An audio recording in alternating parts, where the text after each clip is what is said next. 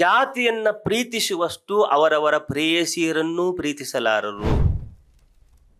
ಮಲ್ಲಪ್ಪ ಬಂಡಿಯವರ ಪ್ರತಿಧ್ವನಿ, ಶಿವಸ್ವಾಮಿ ಚಿನಿಕೇರಿಯವರ ವಚನ ಸಂಜೀವಿನಿ ಮತ್ತು ಇನ್ನೊಂದು ಪಂಚಾಕ್ಷರಿ ಗವಾಯಿಗಳು ಬಗೆಗಿನ ಪುಸ್ತಕ ನಾನು ಗಮನಿಸಿದೆ, ಓದಿದೆ ಅದನ್ನು. ಅದ್ರ ಜೊತೆಗೆ ಬೇರೆ ಬೇರೆ ಭಿನ್ನ ಸಂಶೋಧನಾ ಲೇಖನಗಳು ಒಳಗೊಂಡಿದೆ. ಸುಮಾರು 13 ಲೇಖನಗಳು ಈ ಪುಸ್ತಕದಲ್ಲಿದೆ. ಯಾರು ಸಾಹಿತ್ಯವನ್ನು ಗಂಭೀರವಾಗಿ ಓದಬೇಕು ಅಂತ ಅಂದ್ಕೊಂಡಿದ್ದಾರೋ ಅವರು ಮುಖ್ಯವಾಗಿ ಗಮನಿಸಬೇಕಾಗಿರುವಂಥ ಪುಸ್ತಕಗಳಲ್ಲಿ ಇದು ಕೂಡ ಒಂದು ಅಂತ. ನಾನು ಮಲ್ಲಪ್ಪ ಬಂಡಿಯವರ ಹೆಸರು ಕೇಳಿದ್ದೆ, ಆದರೆ ಅವರ ಇದನ್ನು ಲೇಖನಗಳನ್ನಾಗಲಿ ಪುಸ್ತಕಗಳನ್ನಾಗಲಿ ನಾನು ಓದಿರಲಿಲ್ಲ. ಆದರೆ ನನಗೆ ರಮೇಶ್ ಅವರು ಕೊಟ್ಟ ಮೇಲೆ ಓದಿದ ಮೇಲೆ ಇದು ಭಾಳ ಗಂಭೀರವಾದ ಪುಸ್ತಕ ಅಂತ ನನಗನ್ನಿಸ್ತು. ನಾನು ಊಟ ಮಾಡ್ತಾ ಕೆ.ವಿ. ನಾರಾಯಣ ಸ್ವಾಮಿಯವ್ರ ಜೊತೆ ಕೂಡ ಇದ್ರ ಬಗ್ಗೆ ಮಾತಾಡಿದೆ ನಾನು. ಸೊ ಇದರಲ್ಲಿ ಬೇರೆ ಬೇರೆ ರೀತಿಯಾಗಿರುವಂತಹ ವೈವಿಧ್ಯಮಯವಾಗಿರುವಂಥ ಲೇಖನಗಳನ್ನು ಈ ಕೃತಿ ಒಳಗೊಂಡಿದೆ.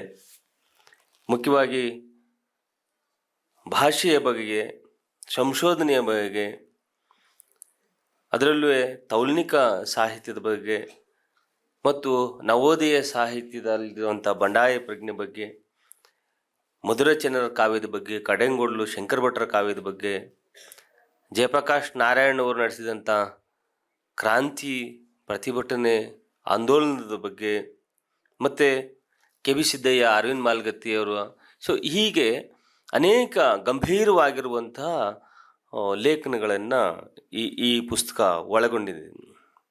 ಸೊ ಅವ್ರು ಹೇಳ್ತಾರೆ, ನಾನು ಸೊ ಭಾಷೆಯನ್ನು ಕುರಿತಂತಹ ಇವರ ಮಾನವ ಭಾಷೆಯ ಲಿಂಗ ನೆಲೆ ಭಾಳ ಮುಖ್ಯವಾಗಿರುವಂತಹ ಆರಂಭಿಕವಾಗಿರುವಂಥ ಒಂದು ಲೇಖನ ಇದು. ತುಂಬ ಗಂಭೀರವಾಗಿರುವಂತಹ ಲೇಖನ ಇದು.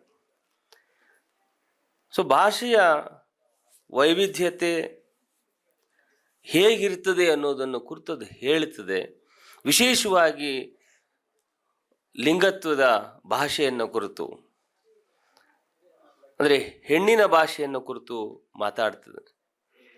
ಇದರೊಳಗಡೆ ಅಂದರೆ ಭಾಷೆ ಅನ್ನೋದೇ ವೈವಿಧ್ಯಮಯವಾಗಿರುವಂಥ ಒಂದು ಪ್ರಕಾರ. ಅದು ಯಾವುದೇ ಆಗಿರಲಿ. ಉದಾಹರಣೆ, ಯಾವುದೇ ಒಂದು ಊರಿನಲ್ಲಿ ಎಷ್ಟು ಜನಾಂಗಗಳಿರ್ತವೆ ಅನ್ನೋದ್ರ ಮೇಲೆ ಅಷ್ಟು ಭಾಷೆಗಳಿರ್ತವೆ.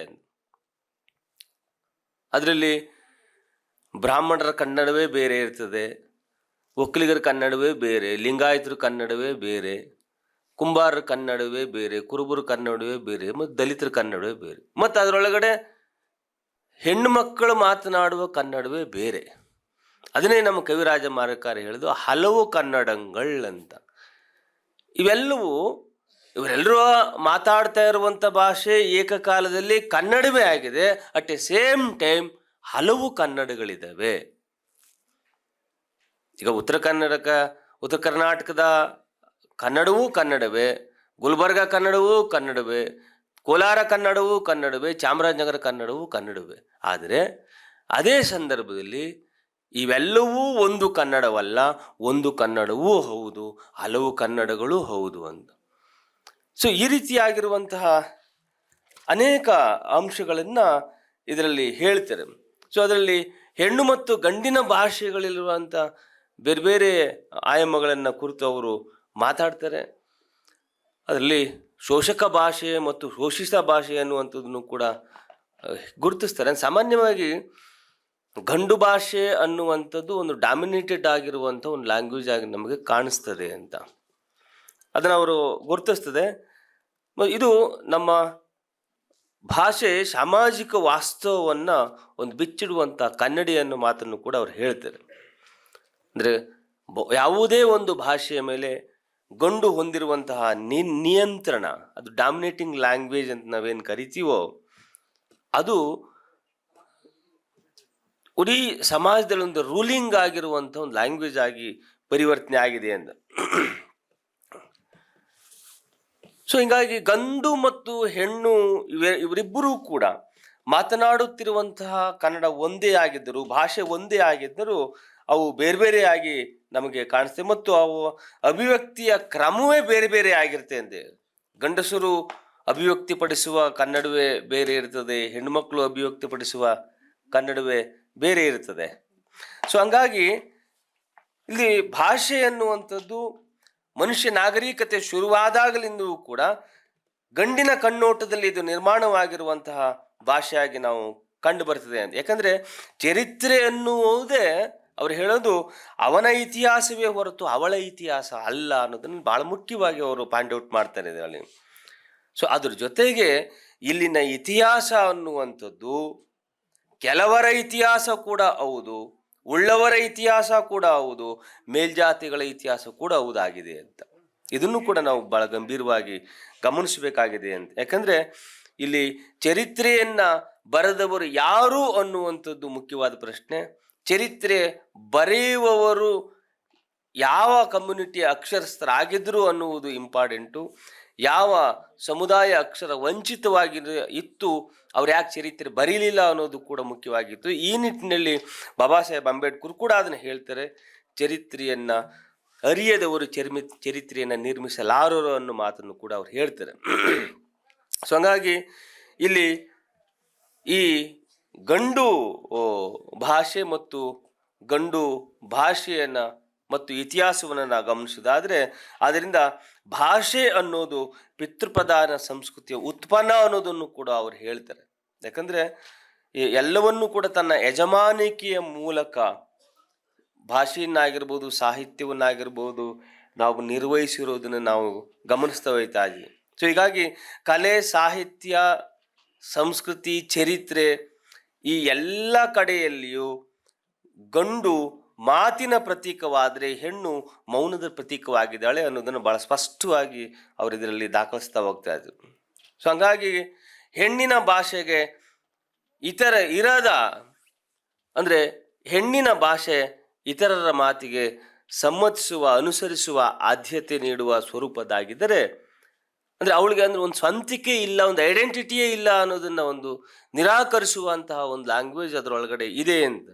ಆದರೆ ಗಂಡಿನ ಭಾಷೆಗೆ ಒಂದು ಅಥೆಂಟಿಸಿಟಿ ಬಂದ್ಬಿಟ್ಟಿರೋದ್ರಿಂದ ತನ್ನ ಪ್ರಾಬಲ್ಯವನ್ನು ಸ್ಥಾಪಿಸುವಂತಹ, ಸಮರ್ಥಿಸುವಂತಹ ದಾಷ್ಟ್ಯತೆ ಉಳ್ಳಂತಹ ಲ್ಯಾಂಗ್ವೇಜಾಗಿ ನಮಗೆ ಇದರೊಳಗಡೆ ಕಾಣಿಸ್ತಾ ಹೋಗ್ತಾ ಇರ್ತದೆ. ಸೊ ಇಲ್ಲಿ ನಾವು ಭಾಳ ಮುಖ್ಯವಾಗಿ ಗಮನಿಸಬೇಕಾಗಿರೋದು ಏನು ಅಂತಂದರೆ, ಯಾರು ಹುಟ್ಟಿದಾಗ ಹೆಣ್ಣ ಆಗಲಿ ಗಂಡು ಅಂತಾಗಲಿ ಹುಡುವುದಿಲ್ಲ, ಮತ್ತು ಹುಟ್ಟಿದ ನಂತರ ಹೆಣ್ಣನ್ನಾಗಿಯೂ ಗಂಡನ್ನಾಗಿಯೂ ರೂಪಿಸಲಾಗುತ್ತದೆ.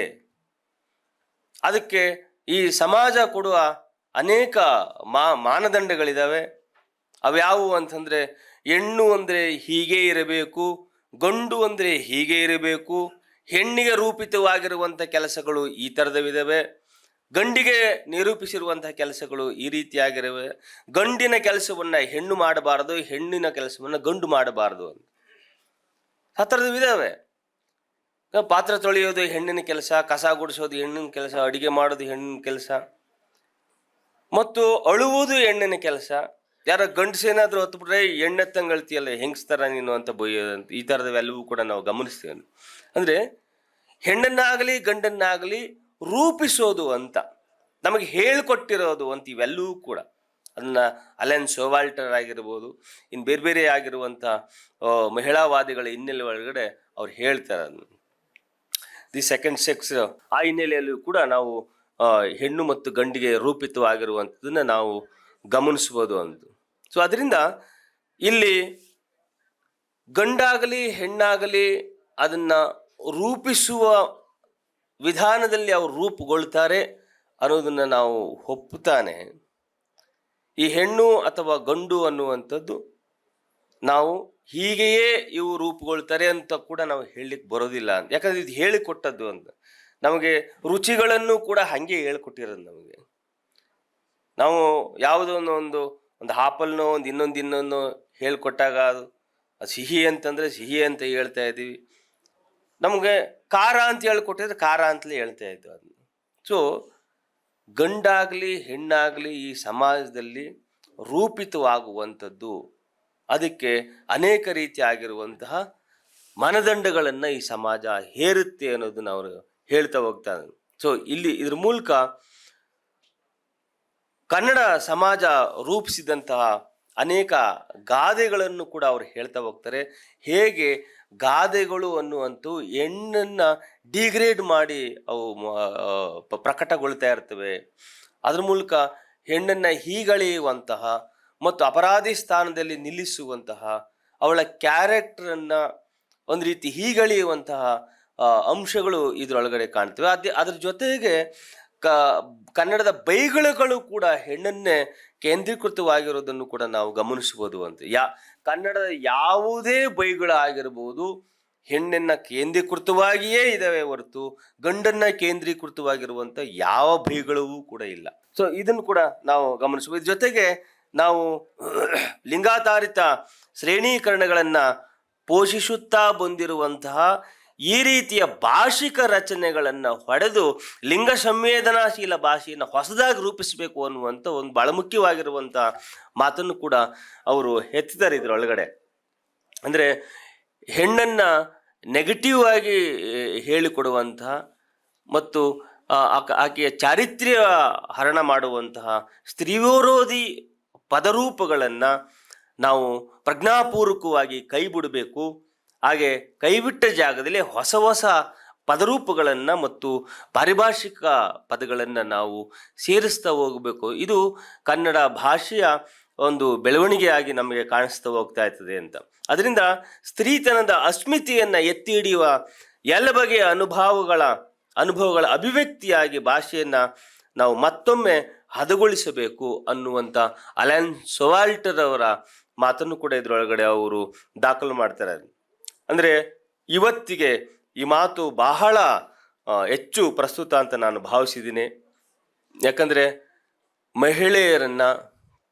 ಮಹಿಳಾ ಸಾಹಿತ್ಯವನ್ನು ನಮ್ಮ ಸಾಹಿತ್ಯ ಲೋಕವಾಗಲಿ ನಮ್ಮ ಸಾಹಿತ್ಯೇತರ ಲೋಕವಾಗಲಿ ಪ್ರಧಾನವಾಗಿ ಅಥವಾ ಗಂಡಿಗೆ ಸರಿಸಮನಾಗಿರುವಂಥ ಒಂದು ಲಿಟ್ರೇಚರ್ ಅಂತ ಅದು ಎಂದಿಗೂ ಭಾವಿಸೇ ಇಲ್ಲ ಅಂತ. ಅದನ್ನು ನಾವು ನಮ್ಮ ಇಂದಿನ ಸಾಹಿತ್ಯಿಕ ಬರವಣಿಗೆಗಳನ್ನು ನೋಡಿದಾಗ ಹೆಣ್ಮಕ್ಳು ಬರವಣಿಗೆ ಮಾಡಿದ ಸಂದರ್ಭದಲ್ಲಿ ಶುರು ಮಾಡಿದ ಸಂದರ್ಭದಲ್ಲಿ ಅವರು ಅವರ ಸಾಹಿತ್ಯವನ್ನು ದ್ವಿತೀಯ ದರ್ಜೆಯ ಸಾಹಿತ್ಯವನ್ನಾಗಿ ಕೂಡ ಅದನ್ನು ಪರಿಗಣಿಸಿದ್ರು. ಅದನ್ನು ಇಲ್ಲಿ ಮಲ್ಲಪ್ಪ ಅವರು ಮುಖ್ಯವಾಗಿ ದಾಖಲು ಮಾಡ್ತಾರೆ. ಯಾಕೆ ಅಂದರೆ ಹೆಣ್ಣು ಗಂಡಿನ ಸರಿಸಮನಾಗಿ ಬರೀಲಿಕ್ಕೆ ಸಾಧ್ಯ ಇಲ್ಲ, ಅವಳಿಗೆ ಅನುಭವದ ಕೊರತೆ ಐತೆ ಮತ್ತು ಅವಳಿಗೆ ಹೆಚ್ಚಿನ ಓದಿಲ್ಲ ಮತ್ತು ಇನ್ನು ಬೇರೆ ಬೇರೆ ರೀತಿಯಾಗಿರುವಂತಹ ಮನುಪ್ರಣೀತವಾಗಿರುವಂಥ ಪೂರ್ವಗ್ರಹ ದೃಷ್ಟಿಕೋನ ಇದ್ದಿದ್ದರಿಂದ. ಯಾಕಂದರೆ ಆ ಕಾಲದಲ್ಲಿ ಹೆಣ್ಣು ಓದುವುದೇ ಒಂದು ಅಪರಾಧ ಆಗಿತ್ತು, ಶಿಕ್ಷಣವನ್ನು ಕಲಿಯುವುದೇ ಒಂದು ಅಪರಾಧ ಆಗಿದ್ದ ಸಂದರ್ಭದಲ್ಲಿ ಆಕೆ ಕಲಿತು ಮೊದಲ ತಲೆಮಾರಿನಲ್ಲಿ ಅದನ್ನು ತನ್ನ ಅಕ್ಷರ ರೂಪದಲ್ಲಿ ನಿರೂಪಿಸೋದಕ್ಕೆ ಶುರು ಮಾಡಿದಾಗ ಈ ಗಂಡು ಸಮಾಜ ಅಷ್ಟು ಸುಲಭವಾಗಿ ಅದನ್ನು ರಿಸೀವ್ ಮಾಡಲಿಲ್ಲ. ಹಾಗಾಗಿ ಅದನ್ನು ಎರಡನೇ ದರ್ಜೆ ಸಾಹಿತ್ಯ ಅಂತ ಕರೀತು, ಅಡುಗೆ ಮನೆಯ ಸಾಹಿತ್ಯ ಅಂತ ಕರೀತು, ಇನ್ನು ಬೇರೆ ಬೇರೆ ರೀತಿಯಾಗಿ ಅದನ್ನು ಒಂದು ರೀತಿಯಲ್ಲಿ ಡಿಮಾರಲೈಸ್ ಮಾಡುವಂಥ ಕೆಲಸವನ್ನು ಕೂಡ ಇದನ್ನು ಮಾಡ್ತಾ ಬಂತು. ಆದರೆ ಮಹಿಳೆಯರು, ದಲಿತರು, ಅಲ್ಪಸಂಖ್ಯಾತರು ಮತ್ತು ಬೇರೆ ಬೇರೆ ತಳ ಸಮುದಾಯದ ಅನೇಕ ಯುವಕ ಯುವತಿಯರು 70, 80, 90ರ ದಶಕದಲ್ಲಿ ಬರವಣಿಗೆಯನ್ನು ಶುರು ಮಾಡಿದಾಗ ಸಾಹಿತ್ಯ ಅಲ್ಲಿವರೆಗೂ ಇದ್ದಂಥ ಸಾಹಿತ್ಯಕ್ಕಿಂತ ಭಿನ್ನವಾಗಿರುವಂಥ ಸಾಹಿತ್ಯ ಬಂತು ಅನ್ನೋದನ್ನು ಕೂಡ ನಾವು ಮರಿಬಾರ್ದು ಅಂತ. ಯಾಕಂದರೆ ನೀವು 70, 80, 90ರ ದಶಕದಿಂದ ಹಿಂದಕ್ಕೆ ಹೋದರೆ ಅದು ಒಂದು ಮೇಲ್ಜಾತಿಯ ಬರವಣಿಗೆಯಾಗಿಯೂ ಪುರೋಹಿತಶಾಹಿ ಪೂರಿತವಾಗಿರುವಂಥ ಬರಹವಾಗಿಯೂ ನಮಗೆ ಕಾಣಿಸ್ತಾ ಹೋಗ್ತಾ ಇರ್ತದೆ. ನವೋದಯ ಕಾಲಘಟ್ಟದಲ್ಲಿ ಕೂಡ ಎಕ್ಸೆಪ್ಟ್ ಕುವೆಂಪು ಬಿಟ್ಟರೆ ಬಾಕಿಯವರೆಲ್ಲೂ ಕೂಡ ಬ್ರಾಹ್ಮಣ ಬರಹಗಾರರೇ ಎನ್ನುವಂಥದ್ದನ್ನು ಏನು ಮುಚ್ಚಿಡುವಂಥ ಏನು ಸಂಗತಿ ಏನಲ್ಲ. ಆದರೆ ಆ ನಂತರದಲ್ಲಿ ನವ್ಯ ಮತ್ತು ದಲಿತ ಬಂಡಾಯದ ಸಂದರ್ಭದಲ್ಲಿ ಸಮಾಜದ ಬೇರೆ ಬೇರೆ ವರ್ಗಗಳಿಂದ ಬೇರೆ ಬೇರೆ ಜಾತಿ ಸಮುದಾಯಗಳಿಂದ ಲೇಖಕಿಯರು ಬರಲಿಕ್ಕೆ ಶುರು ಮಾಡಿದ್ರು. ಅದೇ ಸಂದರ್ಭದಲ್ಲಿ ಯಥೇಚ್ಛವಾಗಿ ಮಹಿಳಾ ಬರಹಗಾರರು ಕೂಡ ಬರಲಿಕ್ಕೆ ಶುರು ಮಾಡಿದ್ರು. ಸೊ ಈ ಸಂದರ್ಭದಲ್ಲಿ ಸಾಹಿತ್ಯ ಅನ್ನುವಂಥದ್ದು ಒಂದು ಹೆಚ್ಚೇ ವೆರೈಟಿ ಬರಲಿಕ್ಕೆ ಶುರುವಾಯಿತು. ಯಾಕಂದರೆ ಅನೇಕ ಸಮುದಾಯಗಳು ಅವರ ಹಿನ್ನೆಲೆಯಿಂದ ಬರಲಿಕ್ಕೆ ಶುರು ಮಾಡಿದ್ರು. ಅವರು ಬಂದಂಥ ಹಿನ್ನೆಲೆಯಿಂದ ತಮ್ಮ ಕಮ್ಯುನಿಟಿಗಳನ್ನು ಬೆನ್ನಿಗಿಟ್ಕೊಂಡು ಆ ಹಿನ್ನೆಲೆಯಲ್ಲಿ ಬರೀಲಿಕ್ಕೆ ಶುರು ಮಾಡಿದಾಗ, ಆ ಅನುಭವಗಳನ್ನು ಬರೀಲಿಕ್ಕೆ ಶುರು ಮಾಡಿದಾಗ ಸಾಹಿತ್ಯ ಅನೇಕ ಸಂದರ್ಭದಲ್ಲಿ ಬೆಚ್ಚಿ ಬಿದ್ದದ್ದು ಕೂಡ ಉಂಟು. ದೇವನೂರು ಮಹಾದೇವ ಬರೆದ ಸಂದರ್ಭದಲ್ಲಿ, ಸಿದ್ಧಲಿಂಗಯ್ಯನವರು ಬರವಣಿಗೆ ಬರೆದ ಸಂದರ್ಭದಲ್ಲಿ ಇದು ಪದ್ಯವೇ ಅಂತ ಛೇಡಿಸಿದವರು ಇದು ಕನ್ನಡ ಕಾವ್ಯಲೋಕಕ್ಕೆ ಹೊಸ ದಿಕ್ಕನ್ನು, ಹೊಸ ತಿರುವನ್ನು ಕೊಟ್ಟದ್ದನ್ನು ಕೂಡ ನಾವು ಮರೀಲಿಕ್ಕೆ ಸಾಧ್ಯ ಇಲ್ಲ. ಸೊ ಅಂತಹ ಸಂದರ್ಭದಲ್ಲಿ ಈಗ ನಾವು ಹೆಚ್ಚು ಒಂದು ಯಾವ ಮಹಿಳೆಯನ್ನು ಡಿಗ್ರೇಡ್ ಮಾಡುವಂಥ ಅನೇಕ ಪದಗಳನ್ನು ಪ್ರಜ್ಞಾಪೂರ್ವಕವಾಗಿ ಅವನ್ನ ಅವಾಯ್ಡ್ ಮಾಡಿ ಅಂತಹ ಜಾಗದಲ್ಲಿ ಹೊಸ ಹೊಸ ಪದಪುಂಜಗಳನ್ನು, ಪಾರಿಭಾಷಿಕ ಪದಗಳನ್ನು ನಾವು ಸೇರಿಸಬೇಕು ಅನ್ನುವಂಥದ್ದು ತುಂಬ ಮುಖ್ಯವಾದಂಥ ಮಾತು ಅಂತ ನನಗೆ ಅನ್ನಿಸ್ತದೆ ಅಂತ. ಜೊತೆಗೆ ಅವರು ತೌಲ್ನಿಕ ಸಾಹಿತ್ಯದ ಬಗ್ಗೆ ಕೂಡ ತುಂಬ ಅಧ್ಯಯನಶೀಲವಾಗಿರುವಂತಹ ಲೇಖನಗಳನ್ನು ಅದರಲ್ಲಿ ಬರೆದಿದ್ದಾರೆ. ಕಲಾಸೃಷ್ಟಿ, ಸ್ವಪ್ನ ದೃಷ್ಟಿಗಳನ್ನು ಕುರಿತಂತೆ ಬಹಳ ಮುಖ್ಯವಾಗಿ ಅವರು ಎತ್ತುತ್ತಾ ಹೋಗ್ತಾರೆ. ಹಾಗೆಯೇ ಸಂಶೋಧನೆ ಕುರಿತಂತೆ ಒಂದು ಗಂಭೀರವಾಗಿರುವಂಥ ಲೇಖನ ಕೂಡ ಇದೆ.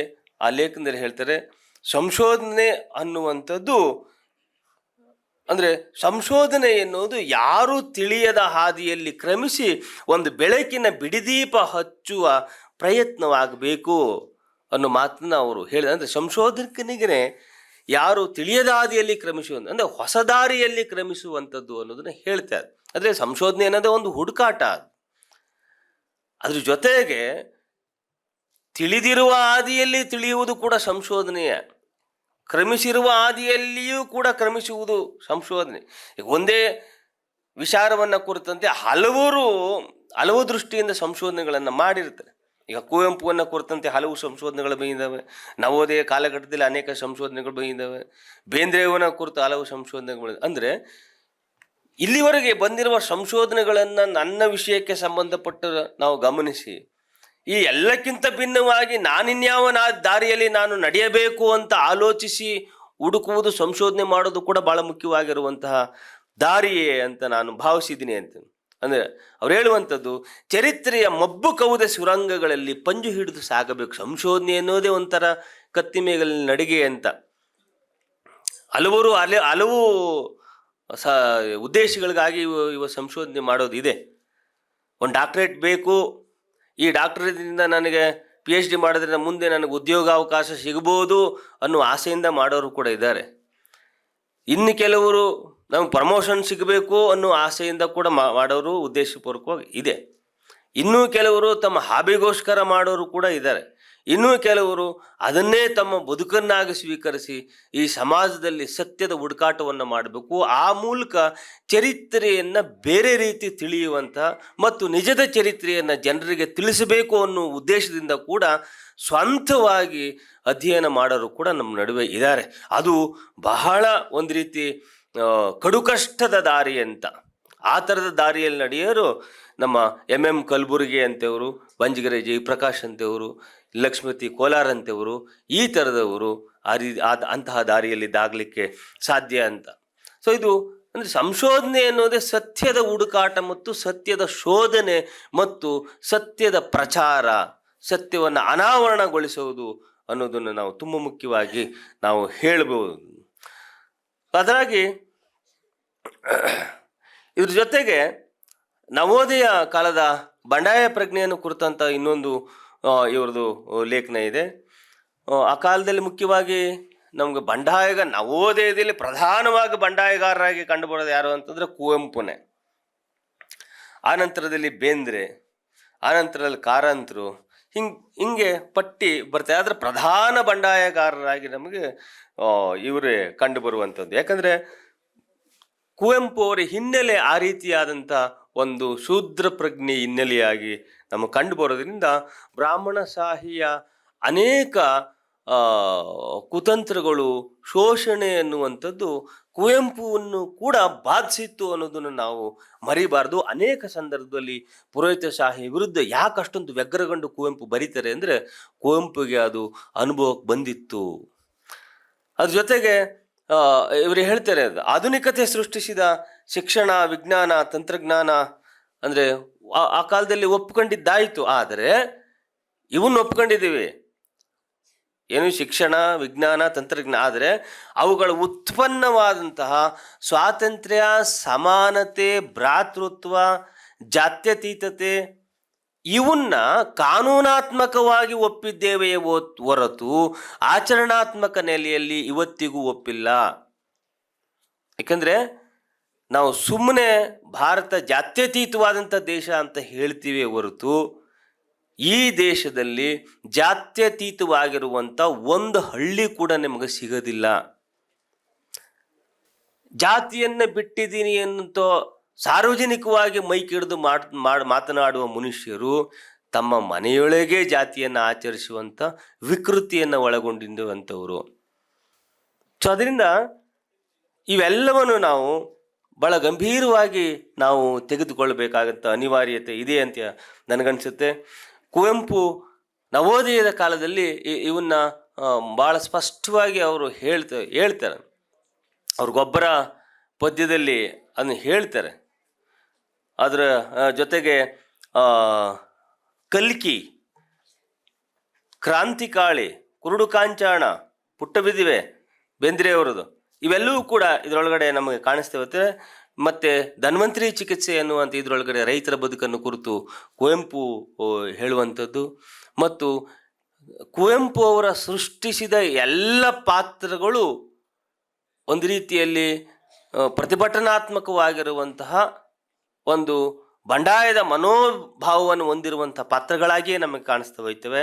ಅವರ ಶೂದ್ರ ತಪಸ್ವಿ ಆಗಿರ್ಬೋದು, ಜಲಗಾರ ಆಗಿರ್ಬೋದು, ಬೆರಳಿಗೆ ಕೊರಳಾಗಿರ್ಬೋದು, ಇವು ಆ ಕಾಲದ ರಾಜಕೀಯ ಸಾಮಾಜಿಕ ಸಮಸ್ಯೆಗಳನ್ನು ಗುರಿಯಾಗಿಟ್ಟುಕೊಂಡು ಒಂದು ರೀತಿ ಅವುಗಳಿಗೇನಾದರೂ ನಾವು ಪ್ರಶ್ನೆ ಮಾಡುವಂಥ, ಟಚ್ ಮಾಡುವಂಥ, ನಮ್ಮ ಕೈಲಿ ಎಷ್ಟು ಸಾಧ್ಯವೋ ಅಷ್ಟನ್ನು ವಿಸ್ತರಿಸುವಂಥ ಕೆಲಸವನ್ನು ಕುವೆಂಪು ಅವರು ಭಾಳ ಮುಖ್ಯವಾಗಿ ಮಾಡ್ತಾರೆ.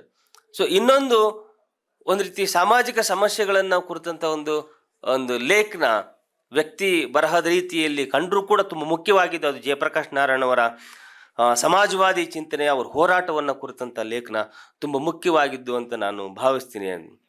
ಯಾಕಂದರೆ ಇಲ್ಲಿ ಭಾರತದ ಸಾಮಾಜಿಕ ರಾಜಕೀಯ ಬದುಕನ್ನು ತಮ್ಮ ಪ್ರಗತಿಪರ ಚಿಂತನೆಗಳಿಂದ ಕ್ರಿಯಾಶೀಲಗೊಳಿಸಿ ಹಸನುಗೊಳಿಸಿದ ಚಿಂತಕ ಅಂತ ಹೇಳಿದರೆ ಅದು ಜಯಪ್ರಕಾಶ್ ನಾರಾಯಣ್ ಅವರು. ಇವರು ತಮ್ಮ ಬರಹ, ಭಾಷಣ, ಹೋರಾಟಗಳ ಮೂಲಕ ಭಾರತ ಸಮಾಜವನ್ನು, ಭಾರತೀಯ ದೇಶವನ್ನು ಒಂದು ರೀತಿಯಲ್ಲಿ ಬಹಳ ಬಹುವಾಗಿ ಪ್ರಭಾವಿಸಿದಂಥ ಒಂದು ವ್ಯಕ್ತಿತ್ವ ಇವರು. ರಷ್ಯಾದ ಸಾಮಾಜಿಕ ಕ್ರಾಂತಿಯಂತೆ JP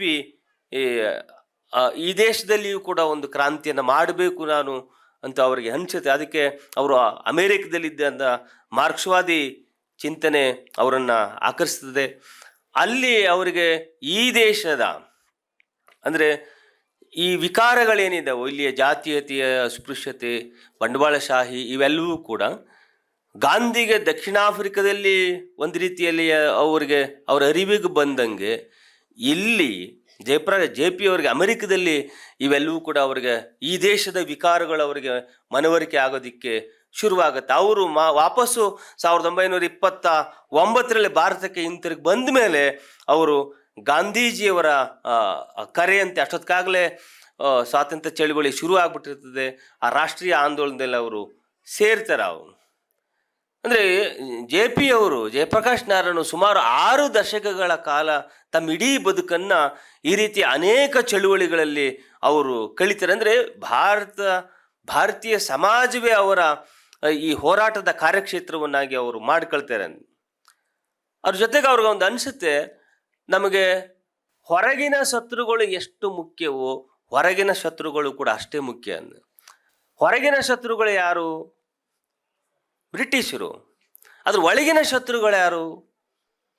ಇದೇ ಜಾತೀಯತೆ, ಅಸ್ಪೃಶ್ಯತೆ, ಬಂಡವಾಳಶಾಹಿ, ಮೌಢ್ಯತೆ, ಸೊ ಅಂಧಕಾರ, ಅಜ್ಞಾನ, ಅನಕ್ಷರತೆ ಇವೆಲ್ಲವೂ ಒಳಗಿನ ಶತ್ರುಗಳು. ನಾವು ಹೊರಗಿನ ಶತ್ರುವಿನ ವಿರುದ್ಧ ಎಷ್ಟು ಹೋರಾಟ ಮಾಡ್ತೀವೋ ಒಳಗಿನ ಶತ್ರುವಿನ ವಿರುದ್ಧವೂ ಅಷ್ಟೇ ಹೋರಾಟ ಮಾಡಬೇಕು ಅನ್ನೋ ಮಾತನ್ನು ಅವ್ರು ಹೇಳ್ತಾರೆ.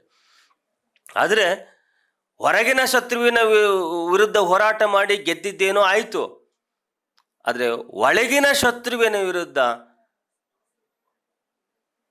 ಇಲ್ಲಿಗೆ ಮುಕ್ಕಾಲು ಶತಮಾನ ಕಳೆದ ಮೇಲೂ 75 ವರ್ಷಗಳ ಕಳೆದ ಮೇಲೂ ಕೂಡ ಹೊರಗಿನ ಶತ್ರುವ ಅವತ್ತು ಗುರುತಿಸಿದಂಥ ಒಬ್ಬ ಶತ್ರುವನ್ನು ಕೂಡ ಇವತ್ತಿಗೂ ಹೋಗಲಾಡ್ಸೋಕ್ಕಾಗಿಲ್ಲ.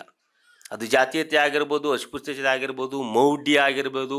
ಮೌಢ್ಯದಲ್ಲಿ 2ನೇ ದೇಶ ಪ್ರಪಂಚದಲ್ಲೇ, ಈಗ ಅದು 1ನೇ ದೇಶಕ್ಕೆ ಬಂದ್ಬಿಟ್ಟೈತೆ.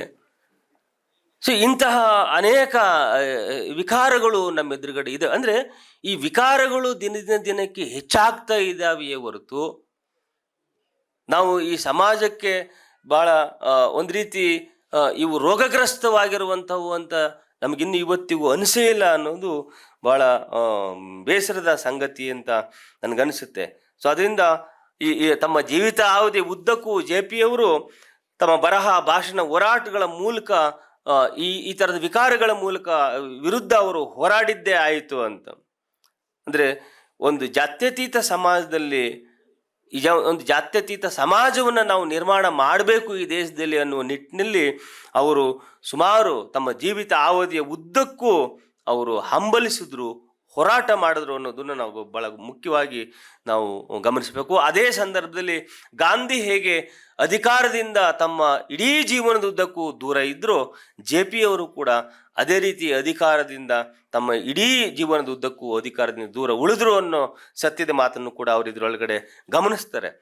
ಇಲ್ಲಿ ಮುಖ್ಯವಾಗಿ JP ಅವರು ಶುರು ಮಾಡಿದಂಥ 14 ಅಂಶದ ಕಾರ್ಯಕ್ರಮವನ್ನು ಕೂಡ ಇವರು ಹೇಳ್ತಾ ಹೋಗ್ತಾರೆ. ಮುಖ್ಯವಾಗಿ ಆಡಳಿತದ ಪುನರ್ರಚನೆ ಆಗಿರ್ಬೋದು, ಅಧಿಕಾರದ ವಿಕೇಂದ್ರೀಕರಣ ಆಗಿರ್ಬೋದು, ಭ್ರಷ್ಟಾಚಾರ ನಿರ್ಮೂಲನೆ ಆಗಿರ್ಬೋದು, ಇವೆಲ್ಲವೂ ಕೂಡ ನಾವು ಸ್ವಾತಂತ್ರ್ಯ ನಂತರದಲ್ಲಿ ಕಾಣಬೇಕು ಅನ್ನುವಂಥದ್ದು ಅಷ್ಟೋ ಇಷ್ಟು ಕಂಡಿರೋದನ್ನು ನಾವು ಗಮನಿಸ್ತೀವಿ. ಯಾಕಂದರೆ ಅಧಿಕಾರ ವಿಕೇಂದ್ರೀಕರಣ ಅನ್ನುವಂಥದ್ದು ಬಂತು. ಅದು ಬಂದಿದ್ದರಿಂದಲೇ ಗ್ರಾಮ ಮಟ್ಟದಲ್ಲಿ ಗ್ರಾಮ ಪಂಚಾಯಿತಿ ಆಯಿತು, ತಾಲೂಕು ಮಟ್ಟದಲ್ಲಿ ತಾಲೂಕು ಪಂಚಾಯಿತಿ ಆಯಿತು, ಜಿಲ್ಲಾ ಮಟ್ಟದಲ್ಲಿ ಜಿಲ್ಲಾ ಪಂಚಾಯಿತಿ ಆಯಿತು, ಮತ್ತು ಎಲ್ಲ ಸಣ್ಣ ಪುಟ್ಟ ಜಾತಿಗಳಿಗೆ ಅಧಿಕಾರದಲ್ಲಿ ಪಾಲು ಕೇಳುವಂತಹ, ಪಾಲು ಪಡೆಯುವಂತಹ ಅವಕಾಶ ಕೂಡ ಸಿಕ್ತು. ಅಂದರೆ ಭೂಮಿ ಹಂಚಿಕೆ ಅನ್ನುವಂಥ ಪ್ರಶ್ನೆಯನ್ನು ಕೂಡ ಅವತ್ತು ಎತ್ತುತ್ತಾರೆ ಅವರು. ಉಳುವವನೇ ಭೂವಡೆ ಅನ್ನುವಂಥದ್ದನ್ನು ದೇವರಾಜ ಅರಸು ಕಾಲದಲ್ಲಿ ಕರ್ನಾಟಕದಲ್ಲಿ ಅದು ಸಾಕಾರ ಆಗಿದ್ದನ್ನು ಕೂಡ ನಾವು ಇಲ್ಲಿ ಗಮನಿಸ್ಬೋದು ಅಂತ. ಸೊ ಅನೇಕ ಸಂದರ್ಭದಲ್ಲಿ ಯಾವ ಈ ಪ್ರೈವೇಟ್ ಸೆಕ್ಟರ್ ಇತ್ತೋ, ಖಾಸಗಿ ಕ್ಷೇತ್ರ, ಅವನ್ನ ನಾವು ರಾಷ್ಟ್ರೀಕರಣ ಮಾಡಬೇಕು, ನ್ಯಾಷನಲೈಸ್ ಮಾಡಬೇಕು ಅನ್ನುವಂಥದ್ದು ಕೂಡ ಆ ಕಾಲದಲ್ಲಿ JP ಕಾಲದಲ್ಲಿ ತುಂಬ ಮುಖ್ಯವಾಗಿ ಕೇಳ್ಪಟ್ಟಂತಹ ಒಂದಿದು. ಆ ಸಂದರ್ಭದಲ್ಲಿ ಅನೇಕ ಈ ಥರದ ಕ್ಷೇತ್ರಗಳು, ಕೈಗಾರಿಕಾ ಕ್ಷೇತ್ರ ಆಗ್ಬೋದು, ಬ್ಯಾಂಕ್ ರಾಷ್ಟ್ರೀಕರಣ ಆಗಿರ್ಬೋದು, ಇವೆಲ್ಲವೂ ಕೂಡ ರಾಷ್ಟ್ರೀಕರಣ ಆದದ್ದನ್ನು ನಾವು ಗಮನಿಸಬಹುದು. ಇದು ದೇಶದ ದೃಷ್ಟಿಯಲ್ಲಿ ಬಹಳ ದೊಡ್ಡ ಬೆಳವಣಿಗೆ. ಆದರೆ ದುರಂತ ಏನು ಅಂತಂದರೆ, ಆದರೆ ಇವತ್ತಿನ ಕಾಲಘಟ್ಟದಲ್ಲಿ ನಾವು ಹೊಸ ಹೊಸ ಉದ್ದಿಮೆಗಳನ್ನು, ನಾವು ಸಾರ್ವಜನಿಕ ಉದ್ಯಮಗಳನ್ನು ಸೃಷ್ಟಿ ಮಾಡೋದು ಹಾಳಾಗೋಗಲಿ, ಇರುವ ಸರ್ಕಾರಿ ವಲಯವನ್ನು ಕೂಡ ಅಂಬಾನಿ ಬಾಯಿಗೆ, ಅದಾನಿ ಬಾಯಿಗೆ ಹಾಕಿ ಎಲ್ಲವನ್ನು ಮಾರುವಂತಹ ಒಂದು ದುಷ್ಟ ಕಾಲದೊಳಗಡೆ ನಾವಿದ್ದೀವಿ. ಹೀಗೆ ಎಲ್ಲವನ್ನು ರಾಷ್ಟ್ರೀಕರಣವಾಗಿದ್ದಂತಹ ಈ ಕ್ಷೇತ್ರಗಳನ್ನು ಪ್ರೈವೇಟೈಸ್ ಮಾಡುವಂಥ, ಖಾಸಗೀಕರಣ ಮಾಡುತ್ತಿರುವಂಥ ಈ ಕಾಲದಲ್ಲಿ ನಾವಿದ್ದೀವಿ. ಇಂತಹ ಈ ಕ್ಷೇತ್ರಗಳನ್ನು ಖಾಸಗೀಕರಣಕ್ಕೆ ಒಳಪಡಿಸಿದರೆ ಜನಸಾಮಾನ್ಯರ ಪರಿಸ್ಥಿತಿ ಎಷ್ಟು ದುಸ್ತರಕ್ಕೆ ಇಳಿತದೆ ಅನ್ನೋದನ್ನು ತಾವು ಗಮನಿಸಬೇಕು ಅಂತ. ಸೊ ಇಂತಹ ಸಂದರ್ಭದಲ್ಲಿ ಆಗ 1975ರ ಸಂದರ್ಭದಲ್ಲಿ JP ಚಳುವಳಿಯಲ್ಲಿ ಅತ್ಯಂತ ಉಗ್ರ ಹೋರಾಟಕ್ಕೆ, ಅಂದರೆ ಸಂಪೂರ್ಣ ಕ್ರಾಂತಿಗೆ ಅವರು ಕರೆ ಕೊಡ್ತಾರೆ. ಆಗ ಈ ರೀತಿ ಅಂಶಗಳನ್ನ ಇಟ್ಕೊಂಡು, ಆದರೆ ಆ ಸಂದರ್ಭದಲ್ಲಿ ಎಲ್ಲ ಇದು ನ್ಯಾಯವಾದ ಮಾರ್ಗ, ಇದು ನ್ಯಾಯವಾದ ಹೋರಾಟ ಅಂತ ಯಾರ್ಯಾರಿಗೆ ಅನಿಸಿತ್ತೋ ಅವರೆಲ್ಲರೂ ಕೂಡ ಈ ಚಳುವಳಿ ಒಳಗಡೆ ಭಾಳ ಸೀರಿಯಸ್ ಆಗಿ ಧುಮುಕ್ತಾರೆ. ಬರಹಗಾರರು, ಲೇಖಕರು, ಮತ್ತು ಕಲಾವಿದರು, ಬುದ್ಧಿಜೀವಿಗಳು, ಈ ಥರದ್ದು ಎಲ್ಲರೂ ಕೂಡ ಭಾಳ ಮುಖ್ಯವಾಗಿ ಅದರಲ್ಲಿ ಪಾಲ್ಗೊಳ್ತಾ ಹೋಗ್ತಾ ಇರ್ತಾರೆ. ಸೊ ಈ ಥರದ, ಅಂದರೆ ಇದೆಲ್ಲವೂ ಕೂಡ ಒಂದು ಸಮಾಜವನ್ನು, ಒಂದು ಜಾತ್ಯತೀತವಾಗಿರುವಂತಹ, ಎಲ್ಲರ ದೃಷ್ಟಿಯಲ್ಲೂ ಒಂದು ಅನ್ನುವಂಥದ್ದನ್ನು ಸಮಾಜವನ್ನು ನಾವು ರೂಪಿಸಬೇಕು ಅನ್ನೋದನ್ನು ಅವ್ರು ಹೇಳ್ತಾ ಹೋಗ್ತಾರೆ. ಅಂಬೇಡ್ಕರ್ ಕೂಡ ಅದನ್ನು ಹೇಳ್ತಾರೆ. ಸಂವಿಧಾನ ಸಮರ್ಪಣೆ ಮಾಡುವ ಸಂದರ್ಭದಲ್ಲಿ ಅವ್ರು ಹೇಳೋದೇನು ಅಂತಂದರೆ, ನಾವು ಇಲ್ಲಿವರೆಗೂ ಸಾಧಿಸಿರುವಂಥದ್ದು ಒಂದು ಓಟು ಒಂದು ಮೌಲ್ಯ ಅನ್ನೋದನ್ನು ನಾವು ಸಾಧಿಸಿದ್ದೀವಿ. ಆದರೆ ಬಾಕಿ ಇರೋದು ಒಬ್ಬ ವ್ಯಕ್ತಿ ಒಂದು ಮೌಲ್ಯ ಅನ್ನೋದನ್ನು ನಾವು ಭಾಳ ಮುಖ್ಯವಾಗಿ ಅದನ್ನು ನಾವು ಸಾಧಿಸಬೇಕಾಗಿರೋದು. ಅದು ಸಾಧಿಸಿಲ್ಲ ಅಂತಂದರೆ ನಮ್ಮ ಸಮಾಜ ಇನ್ನೂ ನಿಕೃಷ್ಟವಾಗಿರುವಂಥ ಸ್ಥಿತಿಗೆ ತಲುಪುತ್ತೆ ಅನ್ನೋ ಮಾತನ್ನು ಕೂಡ ಅವ್ರು ಹೇಳ್ತಾರೆ. ಸೊ ಇತ್ತೀಚೆಗೆ ಆಧುನಿಕ ವಚನವನ್ನು ಬರೆಯುವಂಥ ಅನೇಕ ಮಂದಿ ಇದ್ದಾರೆ. ಎಸ್ ಜಿ ಸಿದ್ದರಾಮಯ್ಯನವರು ಕೂಡ ವಚನಗಳನ್ನು ಬರೀತಾ ಇದ್ದಾರೆ. ಹಾಗೆ ಈ ಶಿವಸ್ವಾಮಿ ಚೀನ್ಕೇರಿ ಅವರು ಕೂಡ ವಚನವನ್ನು ಬರೀತಾ ಇದ್ದಾರೆ. ಇವರ ಅಂಕಿತ ಲಿಂಗದೇವಿ ಅನ್ನುವಂಥ ಅಂಕಿತದಲ್ಲಿ ಬರೀತಾ ಇದ್ದಾರೆ. ಇದರಲ್ಲಿ ಈ ವಚನಗಳಲ್ಲಿ ಬಹಳ ಮುಖ್ಯವಾಗಿ ಭಕ್ತ, ಸದಾಚಾರ, ದಾಸೋಹ, ತ್ರಿಕರಣ ಶುದ್ಧಿ, ಕರಸ್ಥಲ ಇತ್ಯಾದಿಗಳನ್ನು ಕುರಿತಂತೆ ಇಲ್ಲಿ ಲೇಖನಗಳನ್ನು ಬರೆದಿದ್ದಾರೆ. ಅವು ತಂದೆ ತಾಯಿಯ ಋಣ, ಮಾತೃ ಋಣ, ಗುರುವಿನ ಋಣ, ಸಹಾಯ ಮಾಡಿದ ಋಣ ಪಡಿಬೇಕು ಅಂತ ಈ ಥರದ್ದು ಅಂದರೆ ಒಂದು ಕೃತಜ್ಞತಾ ಭಾವ ಇರುವಂತಹ ಅನೇಕ ವಚನಗಳು ಕೂಡ ಇದರೊಳಗಡೆ ಇದ್ದಾವೆ ಅಂತ. ಅಧಿಕಾರದ ಇದನ್ನು ಕುರಿತಂತೆ, ಅಧಿಕಾರವನ್ನು ಕುರಿತಂತೆ ಅವರದೊಂದು ಮುಖ್ಯವಾಗಿರುವಂಥ ಒಂದು ವಚನ ಇದೆ. ಅಧಿಕಾರವೆಂಬುದು ವಿಷಸರ್ಪ ನೋಡೆಯ, ಅದು ಕಡಿದವರ ಅಪಾದ ಮಸ್ತಕವೆಲ್ಲವೂ ವಿಷಮಯ. ನಡೆವ ದಾರಿ ಅಶುದ್ಧ, ನುಡಿಯುವ ಮಾತು ಕಲ್ಮಶ, ನೋಡುವ ಕಂಗಳು ಬಿಂಕದ ವೇಷ, ಮಾಡುವ ಕೈಗಳೇ ಪಾಪದ ರೂಪ, ಅವರೊಳಗೆ ಹಣ, ಮನ, ಆಸೆ, ಆಮಿಷ, ರೋಷ, ವಿಷಯಾದಿಗಳ ಗುಡಾಣ, ಅಂತವರ ಸಂಘಬೇಕಾದಂತೆ ಅಂಗಮನ ಭಾವವೆಲ್ಲ ಮೀಸಲಿರಿಸಿ ನಿನ್ನ ಅಂಗ ಮಾಡಿಕೊಳ್ಳೆಯ ಲಿಂಗದೇವ ಅಂಥೇಳಿ ಇವತ್ತಿನ ರಾಜಕಾರಣ ಮತ್ತು ಅದು ಸೃಷ್ಟಿಸುತ್ತಿರುವಂತಹ ವಿಕಾರ ಇವೆಲ್ಲವನ್ನು ಕೂಡ ಈ ವಚನದೊಳಗಡೆ ಅವರು ಹೇಳ್ತಾರೆ. ಅದ್ರ ಜೊತೆಗೆ ಇವತ್ತು ಕಾವಿಯನ್ನು ಧರಿಸಿರುವಂತಹ ಈ ಸ್ವಾಮೀಜಿಗಳ ಅನ್ನುವಂಥವರು ಅವರ ನಡವಳಿಕೆಗಳು ನಂಬಿಕೆಗೆ ಅರ್ಹವಾಗಿಲ್ಲ ಅನ್ನುವಂಥ ವಚನವನ್ನು ಕೂಡ ಹೇಳುವಂಥದ್ದನ್ನು ಅವ್ರು ಹೇಳ್ತಾರೆ. ಕಾವಿಯ ಧರಿಸಿ ಭವಿಯಾಗಿಪ್ಪಡೆ ಕಂಡೆ, ಕಾದಿಯ ಧರಿಸಿ ದೇಶ ವಿರೋಧಿಯಾಗಿಪ್ಪವರ ಕಂಡೆ, ಕಾಕಿಯ ಧರಿಸಿ ಕಳ್ಳತನವ ಮಾಡುವವರ ಕಂಡೆ, ಇಂತಿಪ್ಪ ಮೂವರ ಲಾಂಛನಕ್ಕೆ ಶರಣೆನ್ನದೆ ಲಾಂಛನಕ್ಕೆ ತಕ್ಕ ನಡೆ ಉಳ್ಳವರಾದರೆ ಮಣಿವನೆಯ ಲಿಂಗದೇವ ಇದನ್ನು ಕೂಡ ಅವ್ರು ಹೇಳ್ತಾರೆ. ಅಂದರೆ ಈ ಥರದ ವಚನಗಳನ್ನು ಕೂಡ ಅವರು ಬರೀತಾರೆ. ಯಾಕಂದರೆ ಇವತ್ತು ಕಾವಿ ಎನ್ನುವುದು ನಾವು ಅತ್ಯಂತ ಪವಿತ್ರ ಅಂತ ನಾವು ಭಾವಿಸಿರುವ ಕಾಲಘಟ್ಟದಲ್ಲಿ ಅದೇ ಸಂದರ್ಭದಲ್ಲಿ ಅದು ವಿಕಾರವೂ ಆಗಿರೋದು ನಮ್ಮ ಕಣ್ಮುಂದೆ ಇದೆ, ಹೊಲಸಾಗಿರೋದು ಕೂಡ ನಮ್ಮ ಕಣ್ಣೆದುರುಗಡೆ ಇದೆ. ಯಾಕಂದ್ರೆ ನಾನು ಇವತ್ತು ಮೊನ್ನೆ ನಡೆದ ಒಂದು ಘಟನೆಯನ್ನು ನಾನು ಹೇಳಿ ನನ್ನ ಮಾತು ಮುಗಿಸ್ತೀನಿ. ಹುಬ್ಬಳ್ಳಿ ಅಂತಹ ಒಂದು ಇದರೊಳಗಡೆ ಅಂತರ್ಜಾತಿ ವಿವಾಹದ ಆದ ಸಂದರ್ಭದಲ್ಲಿ ಆ ಹುಡುಗಿ 7 ತಿಂಗಳ ಗರ್ಭಿಣಿ, ಆ 7 ತಿಂಗಳ ಗರ್ಭಿಣಿಯ ಹೊಟ್ಟೆಯನ್ನು ಸೀಳಿ ಅವಾಗ ಒಂದು ಕೊಲೆಯನ್ನು ಮಾಡಿದಂತಹ ಒಂದು ನೀಚತನ ನಮ್ಮ ಎದುರುಗಡೆ ನಡೆದಿದೆ. ನನಗೆ ಸಾಮಾನ್ಯ ಮನುಷ್ಯರು ವಿರೋಧಿಸೋದಿರಲಿ, ನಾವು ಬಸವಣ್ಣನ ಅನುಯಾಯಿಗಳು ಅಂತ ಹೇಳಿಕೊಂಡಂತಹ ಸ್ವಾಮೀಜಿಗಳು ಯಾರೂ ಕೂಡ ಬೀದಿಗಿಳಿದು ಹೋರಾಟ ಮಾಡಿದ್ದಾಗಲಿ ಪ್ರತಿಭಟನೆ ಮಾಡಿದ್ದಾಗಲಿ ನಾನು ಕಂಡಿಲ್ಲ. ಯಾಕಂದರೆ ಬಸವಣ್ಣ ಸ್ವತಃ ಅಂತರ್ಜಾತಿ ವಿವಾಹವನ್ನು ಮುಂದೆ ನಿಂತು ಮಾಡಿ ವಿವಾಹದ ಮೇನೆಯನ್ನು ಮಾದಿಗರ ಹರಳೆಯನ ಮನೆಯವರೆಗೂ ಒತ್ತವನು ಬಸವಣ್ಣ. ಅಂಥ ಅನುಯಾಯಿಗಳು ಅಂತ ನಾವು ಅನ್ನಿಸ್ಕೊಂಡವರು ಕನಿಷ್ಠ ಪ್ರತಿಭಟನೆ ಮಾಡಿಲ್ವಲ್ಲ ಅನ್ನುವಂಥದ್ದನ್ನು ಬಹಳ ಅತ್ಯಂತ ನೋವಿನಿಂದ ಈ ಮಾತನ್ನು ನಾನು ಹೇಳ್ತೀನಿ. ಜೊತೆಗೆ ಸಕಲರಿಗೆ ಲೇಸ ಬಯಸುವುದು ಮುಖ್ಯ ಅಂತ. ಅಂದರೆ ಲೋಕಕ್ಕೆ ಒಳಿತನ್ನು ಬಳಸುವುದು ಬಹಳ ಮುಖ್ಯ ಅನ್ನೋದನ್ನು ಅವರು ಒಂದು ಲೈನಲ್ಲಿ ಹೇಳ್ತಾರೆ. ಅದನ್ನ ಯಾರದೋ ರಕ್ತ ಪಡೆದು ಪುನರ್ಜನ್ಮವಾದ ಬಳಿಕ ನೀವ್ಯಾರ ಸಂಬಂಧಿ ಹೇಳಿರಯ್ಯ ಅಂತ.